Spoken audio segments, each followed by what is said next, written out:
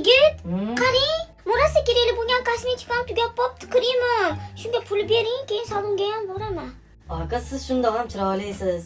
Menga tabiiy go'zallik yoqadi. Tabiiy go'zallik? Ha? Ashta? Salonga borib nima qilaman, to'g'rimi?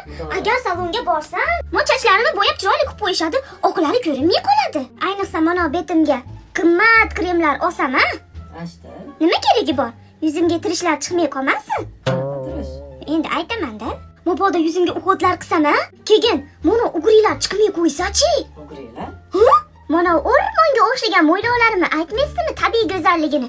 Salonga borsam, bekordan yulib olishadi. Mo'ylovlar? Ha? Adashib kosmetologga ham borib qolsam deng. Mana yuzlarimni tozalashib, burnimdagi qop-qora nuqtalarimni ketkizishib, yuzimni cho'tki qilib yaltillatib qo'yishsa, undan uyda o'tiravering. Shunaqa. Tabiiy go'zal bo'la. Voy qiz, hazillashuvdim. Tabiiy go'zallik bunaqa bo'lsa, bo'lmagani yaxshi-ku. Yo'q, endi ya, meni tabiiy chiroyligim sizga yoqasidi-yu. Men gapirib beraman, ushlayman ona. Ha? Bir o'zingiz remont qilib keling. Ha? Bo'ldimi, yoqmayaptimi? Hang. Ko'zlarim qonab ketyapti, tezroq yo'qoling. No, demay, tabiiyman-u. Nima dedim? Tabiiy chiroyliman-u. Yo, mana ketyapman. Ayol majnudan falak hayrondur, falak bo'lganiga pushaymondur.